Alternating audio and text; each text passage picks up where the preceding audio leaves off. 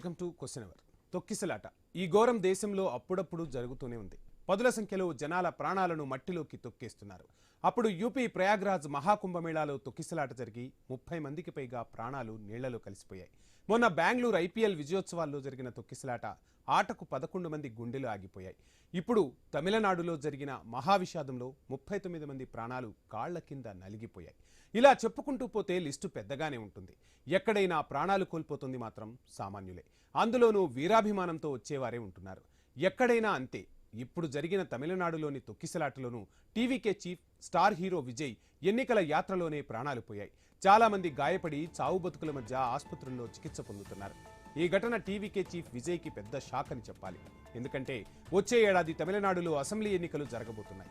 ముందుగానే ఎన్నికల ప్రచారంలోకి దిగిన విజయ్ ప్రతి శని ఆదివారాల్లో 2 జిల్లాల్లో చేస్తున్న యాత్ర జోరుగా సాగుతోంది. ఇలాంటి సమయంలోనే ఈ ఘటన జరగడం పార్టీతో పాటు వ్యక్తిగతంగా కూడా చెప్పలేనంత నష్టమేనంటున్నారు పొలిటికల్ విశ్లేషకులు. ఇప్పటికే విజయ్పై పలు విమర్శలు మొదలయ్యాయి. గతంలో కూడా ఓ ఘటనలో విజయ్ బాడీగార్డ్స్ ఓవర్ యాక్షన్ వివాదంగా మారింది. సభలో ఉన్న విజయ్ వైపు దూసుకొచ్చేందుకు వచ్చిన ఫ్యాన్ ని బాడీగార్డ్స్ తోసేశారు. కిందపడి గాయాలైన ఆ వ్యక్తి పోలీసులకు ఫిర్యాదు చేసి కేసు కూడా పెట్టించాడు.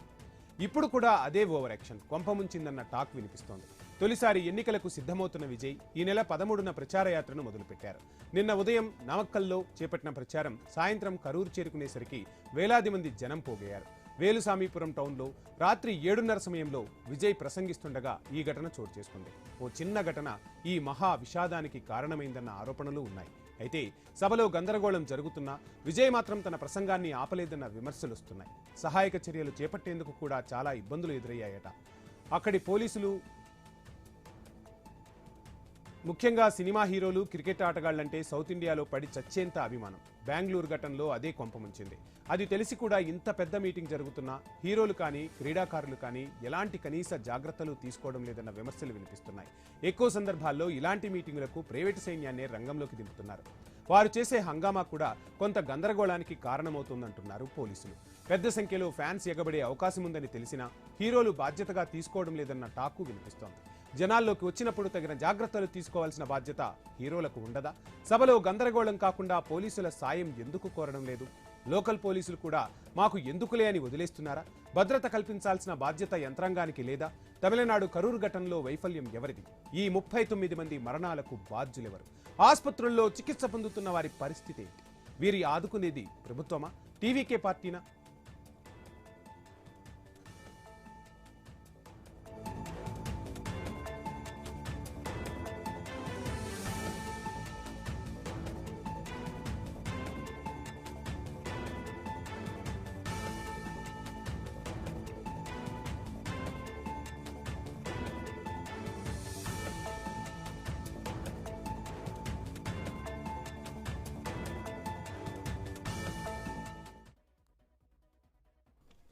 ఇక ఇదే అంశానికి సంబంధించి డీటెయిల్స్ అందించేందుకు మా ఇన్పుట్ ఎడిటర్ శ్రీకాంత్ జాయిన్ అవుతున్నారు. Srikanth, good afternoon. మొత్తంగా చూస్తున్న ఒక పెను విషాదం కనిపిస్తోంది.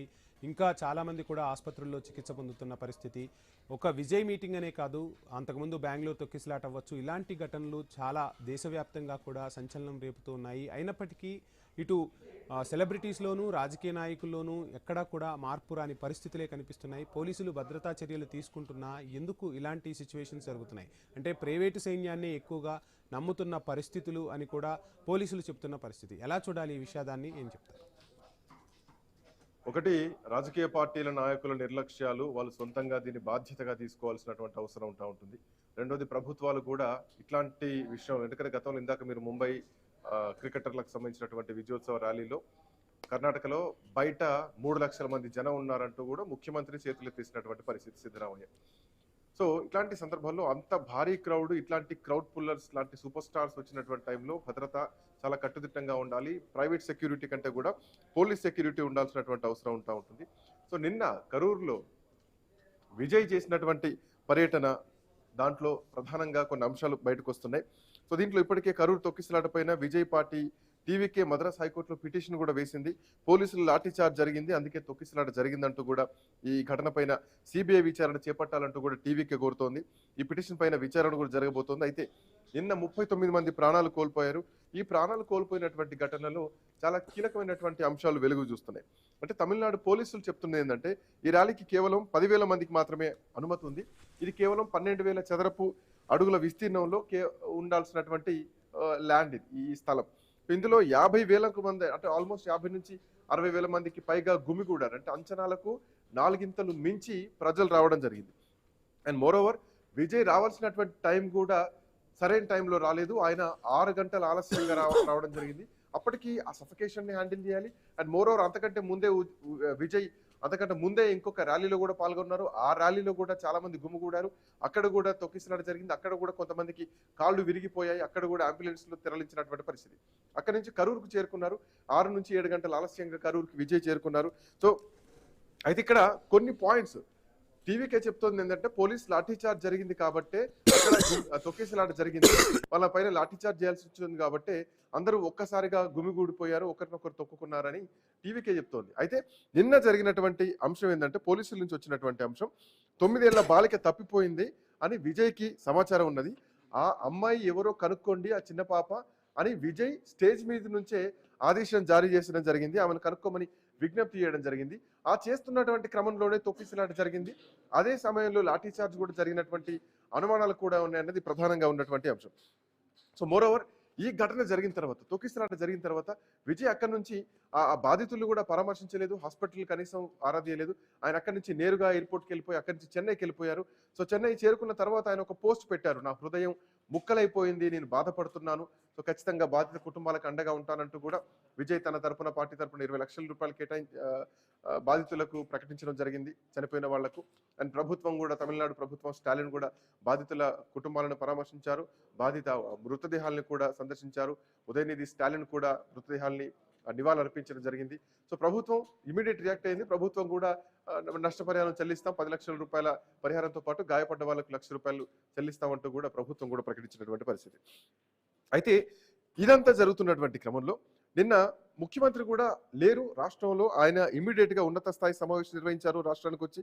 ఆ తర్వాత కరూరుకి చేరుకున్నారు, మృతులకు నివాళులు కూడా అర్పించారు. ఆ తర్వాత గాయపడ్డ వాళ్ళని కూడా స్టాలిన్ కలవడం జరిగింది.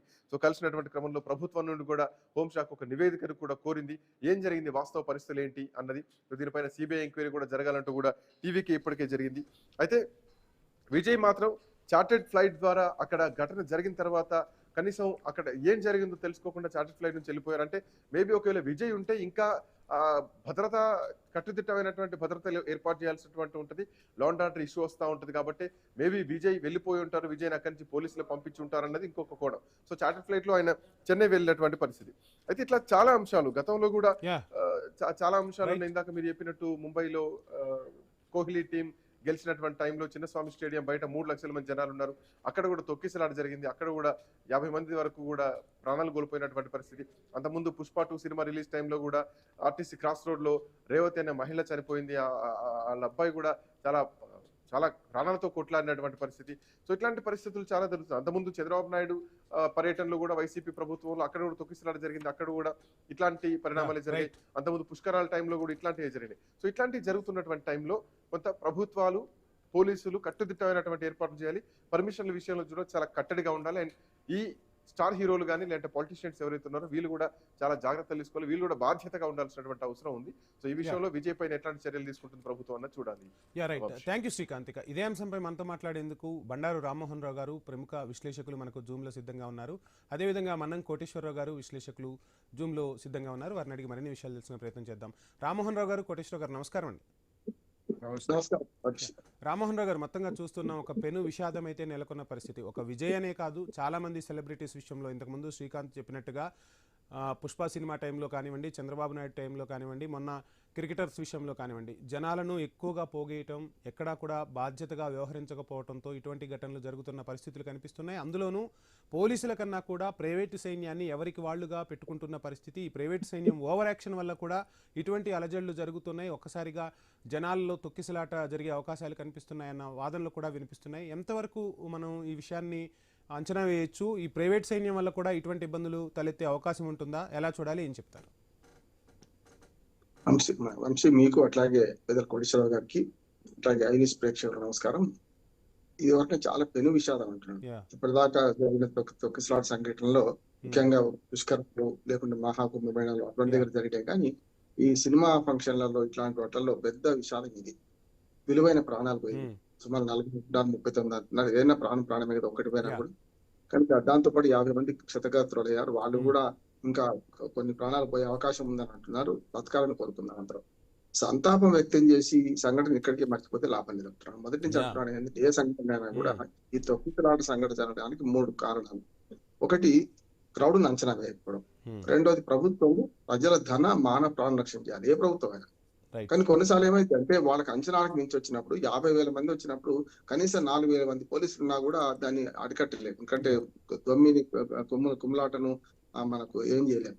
కానీ సమస్య ఏంటంటే ఈ హీరోలు కూడా ఎందుకు ఇట్లా ప్రవర్తిస్తున్నారు అనే సమస్య. ఇప్పుడు అలా వీకెండ్ హీరో అని ఉదయ్ స్టాలిన్ అంటే ఈయన కోపం వచ్చింది, కానీ వీకెండ్ హీరోనే కదా ఇప్పుడు ఈయనైతే ఒక రకంగా చెప్పానంటే ఆయన ఏ పార్టీ మద్దతిస్తున్నాడు, ఏ పార్టీకి పోతున్నాడు చూసాం. గతంలో కూడా మనకు తమిళనాడు అంతా కూడా బతుకున్న వాళ్ళకే గుడి కట్టే సమాజం తమిళనాడు యా సమాజం చూసినాం. ఖుష్బుకి గుడి కట్టే. అట్లాగే కరుణానిధి, ఎన్జి రామచంద్రన్, జయలలిత లాంటి వాళ్ళు ముఖ్యమంత్రి చూసినాం మనం, కాదట్లేదు. సమస్య ఎక్కడ వస్తుందంటే వెర్రి అభిమానం, పిచ్చి అభిమానం, వీటి వల్ల కూడా ప్రజలు, నా ఉద్దేశం ప్రజలు నిందిస్తున్నాను. ఎక్కడైతే వీళ్ళు చూస్తున్నారు 9 ఏళ్ల పిల్ల తప్పిపోయిందంటే 9 ఏళ్ళు 10 ఏళ్ల పిల్లని కూడా తీసుకెళ్తున్నారు కదా అక్కడికి. అక్కడ ఇంకొకటి కూడా జరిగింది అన్న అనుమానం. ఈ వచ్చిన వాళ్ళకి ఏమైనా డబ్బులు 100, 200 ఇచ్చిందా అని విజయ మీద అభిమానంతో వచ్చుడు వేరు, వచ్చిన వాళ్ళకి ఏమైనా చెప్పండి. మీరు చెప్పినట్టుగా ఒక విజయ్ పార్టీ అనే కాదు, ఈరోజు ప్రతి పార్టీ కూడా ప్రతి సభకు జన సమీకరణ చేస్తుంది. నిరుపేదలను పోగేయటం, వారికి రోజువారీ ఇచ్చే కూలీ కన్నా కొంత అదనంగా కలిపి ఇవ్వటం, రకరకాలు మద్యం కానివ్వండి, బిర్యానీ పొట్లాలు కానివ్వండి, జన సమీకరణకు ఎక్కువగా ఏవైనా కానివ్వండి, రాజకీయ పార్టీలు అవ్వచ్చు, ఇటువంటి సందర్భాల్లో కూడా అవ్వచ్చు, జన సమీకరణకు ఎక్కువగా డబ్బులు వెచ్చిస్తూ ఉన్నారు, జనాన్ని అలా సమీకరిస్తూ ఉన్నారు. ఆ సమీకరించిన జనానికి భద్రత కల్పించడంలో మాత్రం వైఫల్యం చెందుతున్నారనేది సుస్పష్టంగా కనిపిస్తున్న పరిస్థితి. మీరు చెప్పినట్టుగా 9 సంవత్సరాల వయసున్న పాపను తీసుకొచ్చే పరిస్థితులు నిజంగా ఉంటాయా? ఎలా చూడాలంటారు ఈ జన సమీకరణ అసలు? ఖచ్చితంగా అదే అంటాను. ఇప్పుడు ఇందులో 6 చిన్నారులు, 16 మంది మహిళలు చనిపోయారు చెప్తున్నా కదా. ఆ చనిపోయిన వాళ్ళు 6 చిన్నారులు అంటే అర్థం చేసుకోవచ్చు. కనుక ఇట్లా చూస్తే నా ఉద్దేశం ఏంటంటే అభిమానం, వెర్రి అభిమానం పిచ్చి దీని వల్ల వస్తున్న సమస్య అని అంటున్నాను. ప్రజలు మారాలి మొట్టమొదటి. ఇటువంటి నాయకులు వస్తారు పోతారు, ఇటువంటి మన సినిమా యాక్టర్లు వస్తారు పోతారు, సమస్య కాదు. రెండోది కూడా సభల తీరు కూడా మారాలంటున్నాను. ఇవాళ అడ్వాన్స్ టెక్నాలజీ వచ్చిన తర్వాత మనం ఎక్కడో నేను ఇప్పుడు కోటేశ్వరరావు గారు ఎక్కడ ఉన్నారు, మీరు ఎక్కడ ఉన్నారు మాట్లాడుకోగలుగుతున్నాం కదా. చాలా అభివృద్ధి చెందిన దేశాలు ఎలక్షన్ ప్రచారానికి ఇంత పెద్ద సభలు సమావేశాలు జరగవు. ఇంకా మన దగ్గర ముఖ్యంగా రాజకీయాలు వస్తున్నాయి. వంశీ చూడండి, కత్తులు దోయడాలు, గదలు ఎత్తడాలు, కదా శంకారావ ఏంటి మధ్యయుగ రాజకీయాలు కాకపోతే ఏమంటాం. కనుక పబ్లిక్ ఒక సమావేశం పరిచింది దానికంటే వాళ్ళు అనేక వేదికలు వచ్చినాయి కదా. వేదిక ద్వారా మీరు చెప్పుకోండి. ఇవాళ వీకెండ్ హీరోగా వస్తుంటూ ప్రతిసారి 2 శనివారాలు, ఇప్పుడు 3వ శనివారం నేను జరిగిన సంఘటన 13, 20, ఇప్పుడు మళ్ళీ 27 నిన్న మొదలైంది కదా. అంటే 6-7 గంటలు ఆలస్యంగా రావడం, వాళ్ళ గురించి వీళ్ళు పాటు పడడం, పెద్ద ఎత్తున దూసుకురావడం, తోసుకుపోవడం చూస్తున్నాం కదా. దీనిలో మొట్టమొదటి ప్రజల పిచ్చి అభిమానం వేరే కోరికను దూరం పెట్టుకోవాలి. రెండోది సమీకరణ, జన సమీకరణ చేసే సభలు అనేది రాజకీయ పార్టీలు, సాంప్రదాయ రాజకీయ పార్టీలు చేసేటప్పుడు చూడండి క్రమశిక్షణ వేరేగా ఉంటుంది. ఇది మనకు సాంప్రదాయ రాజకీయ సారా పార్టీలకు పేరు పెట్టిన సారా పంచుతారు, డబ్బులు పంచుతారు. సారా పార్టీ చేసే సమావేశాలకు ఇంత పెద్ద ఎత్తున విధ్వంసం జరుగుతలేదు, ఉన్నది చాలా సార్లు, కానీ ఇట్లా జరుగుతుంది. దీనికి కారణం ఏంటంటే ఈ సినిమా యాక్టర్ల పేరు మీద క్రేజ్ ఉంది కదా, ఆ క్రేజ్ తో వస్తున్న సమస్య. వీళ్ళు డబ్బుల కంటే ఆయన చూస్తానికి ఎక్కువ మంది వచ్చారు. నేను రెండోది కూడా చెప్తున్నాను, రెండో కన్నా కూడా చెప్తున్నాను, ఏదైతే చూస్తానికి ఎక్కువ మంది వచ్చారని నేను అనుకుంటున్నాను. వీళ్ళు ప్రజా జీవితంలో ఉంటారు కదా రోజువారీ, అయినా సరే నేను అనుకుంటున్నాను వాళ్ళకున్నంత ప్రచారం అయితే ఈ రాజకీయ నాయకులు లేదు కదా. ఆ ప్రచారం సరిపోద్ది కదా. ప్రతిసారి పబ్లిక్ లోకి వచ్చి ఇట్లా ప్రచారాలు చేసేదానికన్నా మాకు గతంలో లోక్సత్తా ఉద్యమ సంస్థ ఇదే పని చేసింది. గతంలో ఏం చేసింది అంటే ఉమ్మడి వేదికలను పెట్టింది. గతంలో అభ్యర్థులందరూ ఒకే దగ్గర పిలిపించి కూర్చుని పెట్టి వాళ్ళు సమాధానాలు చెప్పాలి, ప్రశ్నలు రాసి ఇవ్వాలి, ఎక్కడ పడితే అక్కడ మాట్లాడడానికి వీల్లేదు. అట్లా చేయొచ్చు. అభివృద్ధి చెందిన దేశాలు టీవీ మాధ్యమం వాడతారు. ఒక మాట చెప్పిస్తాను వంశీ, మన దగ్గర కొన్ని చట్టాలను ఉపయోగించుకోవట్లేదు ఈ రాజకీయ పార్టీలు కానీ వీళ్ళందరూ అంటున్నారు. ఇవాళ ఎలక్షన్ కమిషన్ మన ఆదేశాల మేరకు 2 అవకాశాలు ఉన్నాయి రాజకీయ పార్టీలకు. ఎన్నికలు వచ్చిన తర్వాత 14 రోజులలో రిజిస్టర్ అయిన పార్టీలకు తక్కువ అవకాశంగా, రికగ్నైజ్ అయిన పార్టీలకు మాత్రం జాతీయ పార్టీ నుంచి మొదలుకొని ప్రాంతీయ పార్టీల వరకు 2 గంటలు దూరదర్శన్ మాత్రమే కాదు, మనలాంటి ప్రైవేట్ ఛానల్లో కూడా అవకాశం ఇవ్వాలి, రూల్ ఉన్నది. వీళ్ళు వాడుకుంటే కదా, వీళ్ళు వాడుకుంటే ఇది బాగుండేది కదా. అందుకని ఏమంటున్నానంటే సభా సమయాన్ని ఇట్లా దుర్వినియోగం చేయకుండా సభలను జరిపే పద్ధతిలో మార్పులు రావాలి. ఇప్పుడు ఈ రకమైన శాస్త్ర సాంకేతిక రంగాలు ఉపయోగించుకొని ఇట్లా ప్రచారం చేసుకుంటే మంచిది. మెల్లమెల్లగా ఈ బహిరంగ సభలకు స్వస్తి పలకాల్సిన అవసరం ఉన్నది. అన్ని రాజకీయ పార్టీలు ఆలోచించాలని నేను అనుకుంటున్నాను. రైట్. కోటేశ్వర గారు నమస్కారం అండి. మొత్తంగా చూస్తున్నాం జనాలను నమస్తే. సమీకరణ చేయటం, రకరకాల డ్రోన్ షాట్లు, మా బలం ఇంత, మా బలగం ఇంత, నా కోసం జనాలు వేలం వెరిగా తరలి వస్తున్నారు. ఇక ఈ జన సమీకరణతోనే అధికారం నాకు కైవసం కాబోతుంది అన్నట్టుగా ప్రతి పార్టీ, ప్రతి రాజకీయ పార్టీ కూడా సభలు సమావేశాలను ఆ విధంగా నిర్వహిస్తున్న పరిస్థితి. అంటే ప్రతిపక్ష పార్టీ 4 లక్షల మందితో నిర్వహిస్తే అధికార పార్టీ ఒక 8 లక్షల మందితో సభ నిర్వహించాలి అన్నట్టుగా పరిస్థితులు కనిపిస్తున్నాయి. అదేవిధంగా కొత్తగా రాజకీయాల్లోకి వచ్చేవాళ్ళు, విజయ్ లాంటి వాళ్ళు రావచ్చు, రాజకీయాల్లోకి ఎవరైనా రావచ్చు, సభలు నిర్వహించుకునే హక్కు ఉంటుంది. కానీ ఒక జన సమీకరణ ఎంత చేస్తున్నాము, ఏంటి, అసలు ఎంతమంది వస్తున్నారు, ఒక అంచనా ఖచ్చితంగా కట్టలేకపోతున్నారు. ఇంతకుముందు మనకు రామ్మోహన్ రావు గారు చెప్పినట్టుగా కొన్ని రాజకీయ పార్టీలు చేసే సభలు సమావేశాలకు ఇంతకన్నా ఎక్కువ జనం హాజరైనా ఎక్కడికక్కడ క్రమశిక్షణ ఉంటుంది, వాలంటీర్లు ఉంటారు, పోలీసులు ఉంటారు. వీళ్ళందరూ కూడా పోలీసుల డైరెక్షన్లో పనిచేస్తారు. కానీ ప్రైవేటు సైన్యాలే అదుపులోకి తీసుకుని, ప్రైవేటు సైన్యాలే ఒక రకంగా చెప్పాలంటే విజయ్ సభలోనే గతంలో చూసాం, సభపైకి వస్తే ఒక బాడీగార్డు తోసేసిన పరిస్థితి, అతని కాళ్ళు చేతులు విరిగిపోతే అతనే కేసు పెట్టిన పరిస్థితి. సో ఎలా చూడాలంటారు ఈ వేలం వెరిని, ఏం చెప్తారు సార్? జనం వేలం వేరు విషయానికి వస్తే దేశంలోనే తమిళనాడు యా. టాప్ లో ఉంటుంది. అది ఏ పార్టీ నాయకులకైనా అదే విధమైనటువంటి వేలం వేరుని ప్రదర్శించడం ఒక కామన్ లక్షణంగా మనకి కనిపిస్తుంది. ఉమ్, రెండోది జన సమీకరణల విషయంలో కూడా దక్షిణాది ఎక్కువగా ఉంటుంది. దక్షిణాదిలో మళ్ళా తమిళనాడు దాని ప్రత్యేకత ఉమ్, గతంలో చూసాం మనం. డిఎంకే అయినా అన్నా డిఎంకే అయినా కానీ భారీ ప్రదర్శనలు మామూలుగా ఉండేవాళ్ళు జన యా. సమీకరణ. డబ్బులు ఇచ్చేస్తారా, అభిమానంతో చేస్తారా, వేరేకి చేస్తారా, అది వేరే అంశం. ఇటువంటప్పుడు నిర్వాహకులు తగినటువంటి జాగ్రత్తలు తీసుకోవాల్సినటువంటిది. ముఖ్యంగా నిన్న జరిగినటువంటి ఉదంతాన్ని చూసినప్పుడు విజయ్ లేదా ఆయన పార్టీ, ఆయన నాయకత్వం మొత్తంగా కూడా అత్యంత బాధ్యతారహితంగా వ్యవహరించారనేది మనకి కనిపిస్తా ఉంది. యా. పెద్ద సంఖ్యలో జనం వస్తున్నప్పుడు ఊరి వెలుపల బహిరంగ స్థలాల్లో సభను ఏర్పాటు చేసుకోవడం ఒక పద్ధతి. అలా కాకుండా పట్టణాల మధ్యలో ఇరుకు స్థలాల్లో ఆ విధంగా చేసుకున్నట్లయితే మానవ మాతృడు ఎవ్వరికి కూడా దాన్ని కంట్రోల్ చేసేటువంటి పరిస్థితి ఉండదు. ఉమ్, రెండోది, జనాన్ని కంట్రోల్ చేయడంలో లేదా జనం అదుపు తప్పినప్పుడు ఏ విధమైనటువంటి ఇబ్బందులు తలెత్తుతాయో తమిళనాడు పోలీసులకి మిగతా పోలీసుల కంటే ఎక్కువ అనుభవం. ఎందుకంటే ఎక్కువ మంది జనాలతో సమీకరించేటువంటి సభల్ని ఉమ్, డీల్ చేసినటువంటి హిస్టరీ తమిళనాడు పోలీసులది. యా. మరి వాళ్ళు కూడా దీనిలో ఏమన్నా వాళ్ళ వైఫల్యం కూడా ఉన్నదా ఉమ్, అనేటువంటిది ఒకటి. అయితే ఇక్కడ 10,000 మందికే వాళ్ళు అనుమతి తీసుకున్నారు, దాదాపు 30,000 మంది వచ్చారని చెప్పేసి పోలీసులు చెప్తున్నారు. ఉమ్, ఇదేమిటంటే ఒక సున్నితమైనటువంటి అంశం. అదుపు చేస్తే ఇది రాజకీయంగా మా సభలను అడ్డుకుంటున్నారని చెప్పేసి రాజకీయ పార్టీలు అధికారంలో ఉన్నటువంటి ప్రభుత్వం మీద ధ్వజమెత్తేటువంటి అవకాశం ఉంది.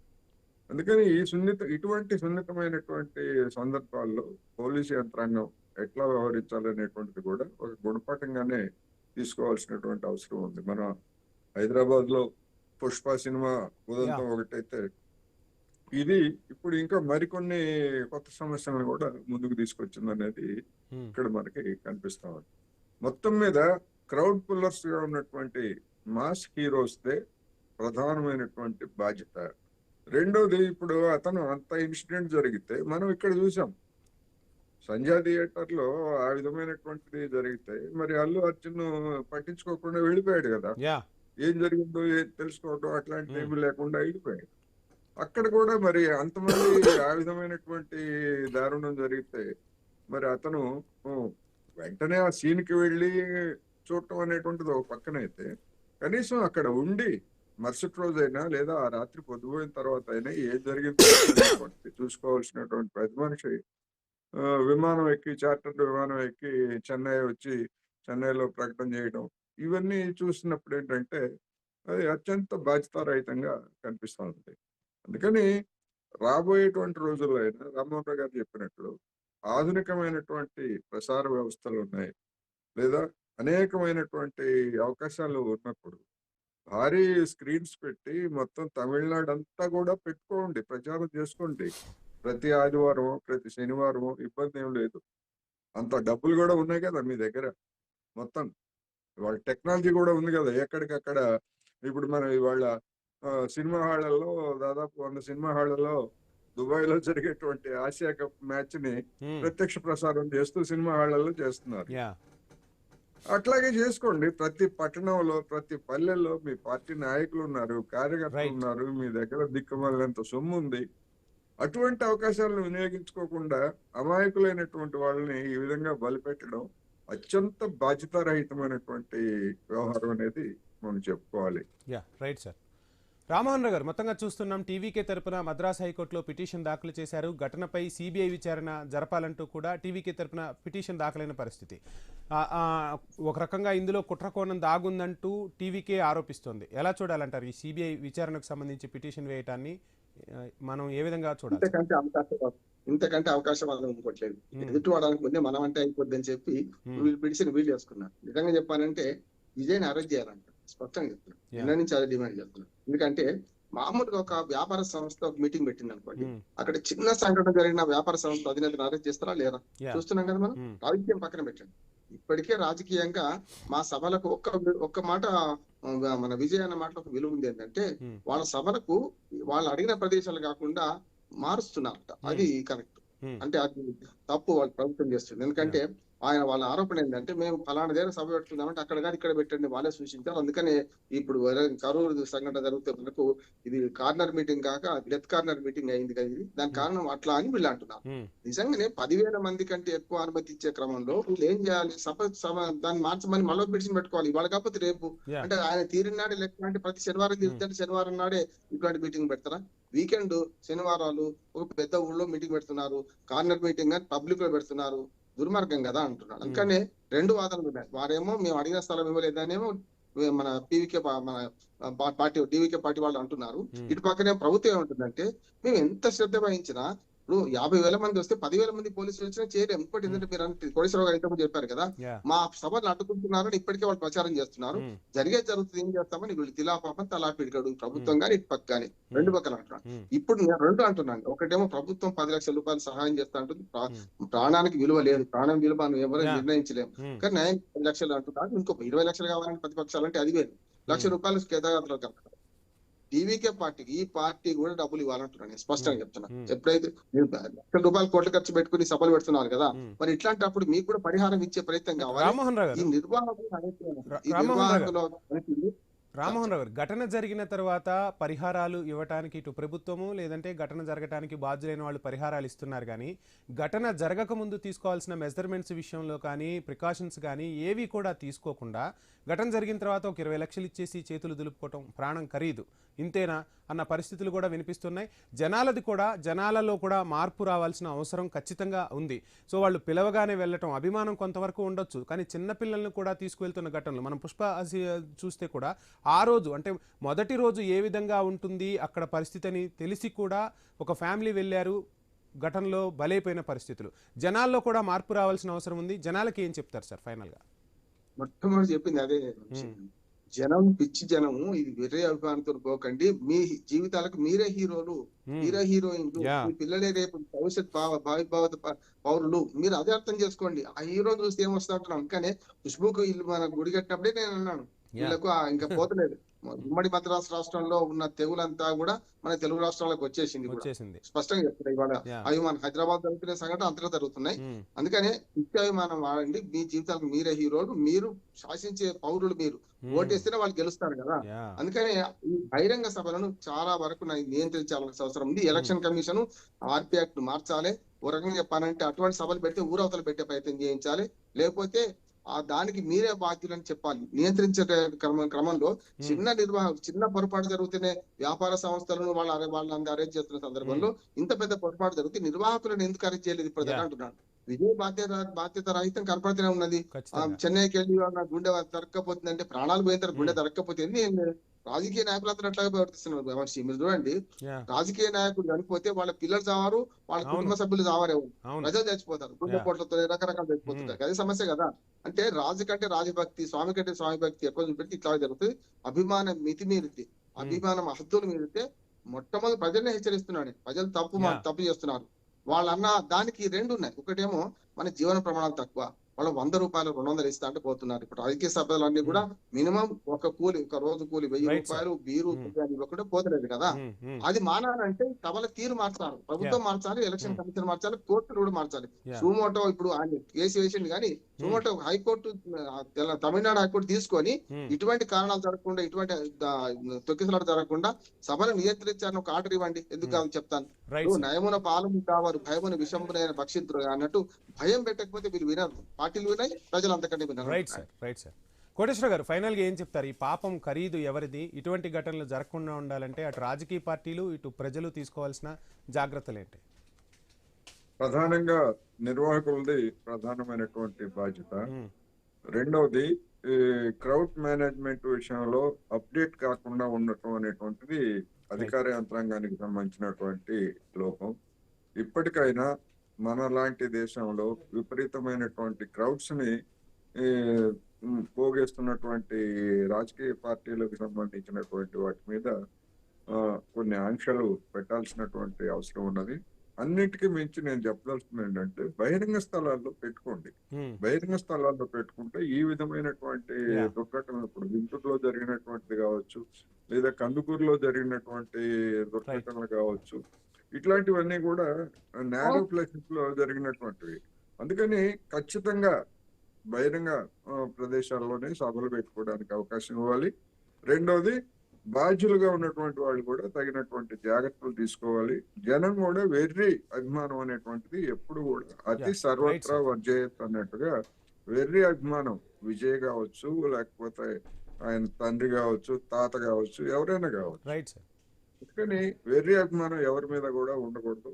అది ప్రాణాల మీదకి తెచ్చుకోకూడదు అనేది నేను చివరిగా చెప్పదలుచుకున్నాను. Right sir. చర్చలో పాల్గొన్న రామ్మోహన్ రావు గారికి, కోటేశ్వరరావు గారికి ఐన్యూస్ తరపున ప్రత్యేక ధన్యవాదాలు. మొత్తంగా చూస్తూ ఉంటాం, రాజకీయ పార్టీలు సభలు సమావేశాలు నిర్వహించుకోవచ్చు, ప్రజలను చైతన్యవంతం చేయొచ్చు. కానీ ఆ సమావేశాలు నిర్వహించేటప్పుడు క్రౌడ్కి సంబంధించి జాగ్రత్తలు తీసుకోవాల్సిన బాధ్యత రాజకీయ పార్టీలపై ఉంటుంది, ప్రభుత్వాలపై ఉంటుంది. ఘటన జరిగిన తర్వాత ఒకరిపై ఆరోపణలు ప్రత్యారోపణలు చేసుకోవటం కాదు, ఏ విధంగా మనం ప్రవర్తిస్తే ఇంకొకసారి ఇటువంటి ఘటనలు జరగకుండా ఉంటాయనేది పాలకపక్షాలు, ప్రతిపక్షాలు, ప్రజలు, సమాజంలో ఉన్న మేధావులు కూడా ఆలోచించాల్సిన అవసరం అయితే ఎంతైనా ఉంది. సో అభిమానం హద్దులు దాటితే ఎటువంటి విషాద ఘటనలు జరుగుతాయో కూడా ప్రజలందరూ కూడా గుర్తిరగాల్సిన అవసరం ఉందని చెప్పి ఐన్యూస్ ప్రజలకు కూడా విజ్ఞప్తి చేస్తుంది. ఇటువంటి ఘటనలు ఎప్పుడు కూడా పునరావృతం కాకూడదని మనమందరం కూడా ఆశిద్దాం. ఇది ఇవాల్టి